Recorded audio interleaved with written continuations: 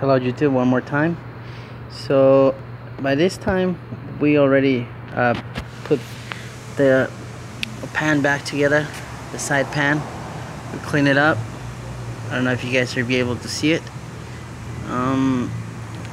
So here's, we let it sit for 2 hours without adding oil yet.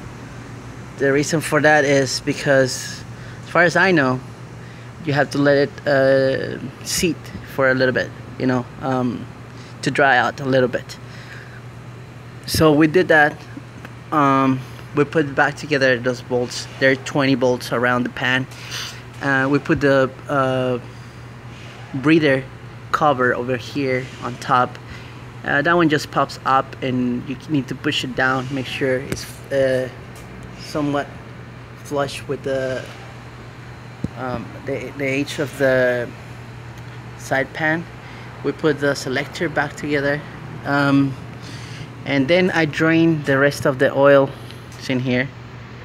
I don't know if you guys can see it. So just to have an idea how much oil I got out of the transmission, I got nearly 3 quarts or 3 liters. If you guys are looking at this video somewhere else where you guys use liters instead of quarts. So we clean up that area. We're gonna go ahead and wash it later on with pressure washer, but for now we just want to confirm that we did good. So we're gonna proceed to actually put it back and to fill up the transmission with oil. The oil that we're going to use, it's original transmission fluid from Volkswagen.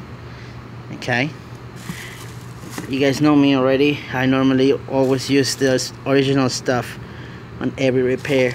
Most repairs that we do here, we use original parts.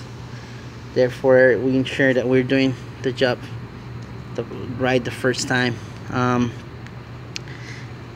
So we paid $20, 20 American dollars per quart of this, and I paid 35, I guess $35 for the sealant, special sealer that they give me at Volkswagen. I did not use the whole thing.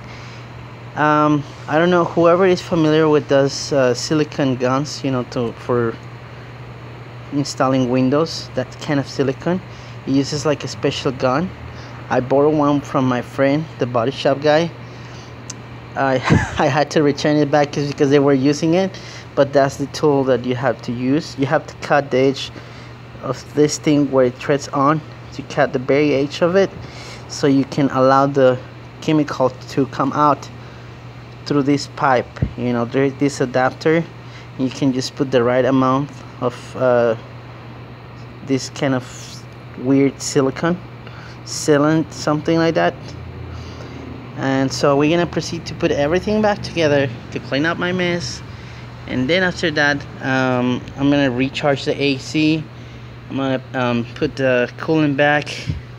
This is what the amount this is the amount that I got coolant from the radiator. I would say probably 2.5 quarts or 2.5 liters, something like that.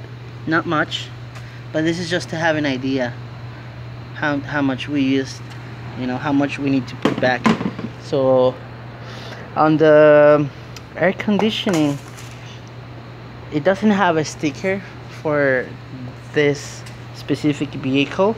The sticker should be on this part somewhere, but it's not. Okay, but so then I'm gonna find out.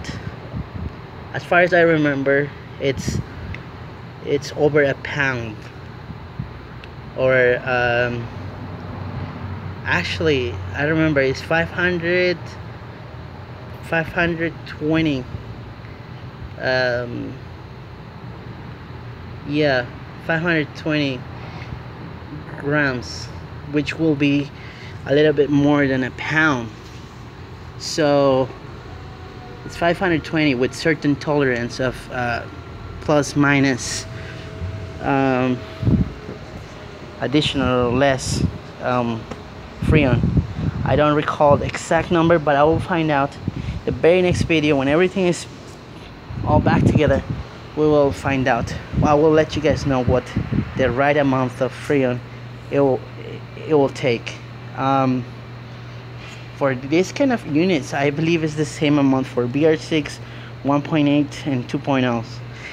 So far it's the same system, but with different pulleys for the compressor. The compressor is pretty similar, and the amount of Freon is pretty similar as well.